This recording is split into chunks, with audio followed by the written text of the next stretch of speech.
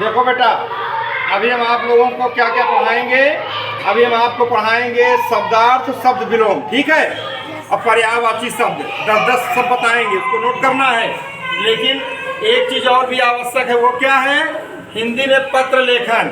जब आप लोग विद्यालय नहीं आते हो, किसी कारण से छुट्टी लेते हो, तो अब आप लोग कक्षा 3, 4, 5 में पहुँच गए और पत्र लिखा करो, ठीक।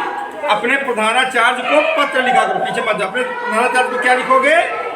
पत्र लिखोगे। छुट्टी के लिए कैसे पत्र लिखोगे? ध्यान देना, ऐसे ही ऊपर कॉपी में बीचों बीच लिखना, छुट्टी के लिए आवेदन पत्र। ऐसे लाइन खींचना, फिर 2 लाइन, एक लाइन नीचे छोड़ करके किनारे एकदम लाइन, जो ऐसे लाइन जो खींची रहती है, उसी के बगल से लिखना सेवा में कामा, फिर सेवा के नीचे श्रीमान प्रधानाचार्य महोदय। ध्यान दो मेरी बात को, बारीकियां हैं ये।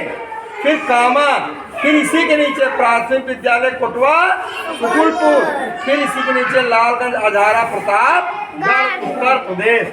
ये देखो, ये इसलिए लिखा जाता है कि आप किसको लिख रहे हो, आप ये चिट्ठी किसको लिख रहे हो और पता क्या है। यही पूरा पता है ना? प्रधानाचार्य हम कहाँ के हैं? कोटवा के हैं ना? Yes sir. फिर उसके बाद लिखोगे विषय, यानी क्यों छुट्टी ले रहे हो और कितने दिन की चाहिए। 1 दिन की चाहिए तो 1 दिन, 3 दिन के 3 दिन की छुट्टी के लिए आवेदन पत्र, ठीक। विषय क्या है? छुट्टी लेना। फिर इसी विषय के नीचे से लिखोगे महोदय, कामा करोगे। फिर यहाँ से एक लाइन छोड़ के लिखोगे सविनय निवेदन है कि मैं आपके विद्यालय के कक्षा 4, 3, 5 जिस क्लास में हो का छात्र, लड़के हैं तो छात्र लिखेंगे, लड़कियां हैं तो छात्रा हूँ।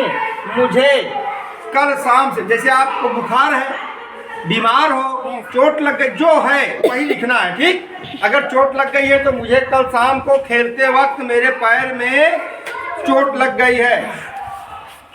गई है, जिससे मेरा विद्यालय आ पाना संभव नहीं है।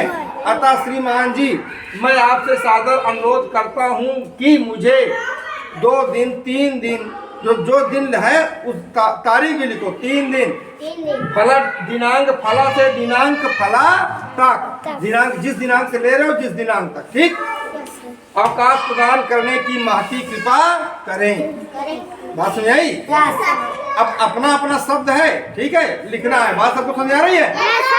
और इधर किनारे आप लिखोगे आपका आज्ञाकारी शिष्य, फिर नीचे नाम, फिर कक्षा, फिर दिनांक, ठीक। नाम, कक्षा और दिनांक। बात सबको समझ आई बेटा? यही होता है पत्र। अब कल जो है पत्र ला करके परसों हम लोगों को दिखाओगे, ठीक। रोज लगातार एक पत्र लिखोगे छुट्टी के लिए, कभी बीमार होने का, कभी चोट लगने का, कभी शादी में जाने का, अलग अलग विषय पर पत्र लिख कर लाओगे, ठीक। इससे आप में ज्ञान बढ़ेगा और आप धीरे धीरे चीज़ों को अच्छे से जानना शुरू कर दोगे, ठीक है। छुट्टी के लिए किस तरह से पत्र लिखा जाता है इसको आप लोग जान जाओ।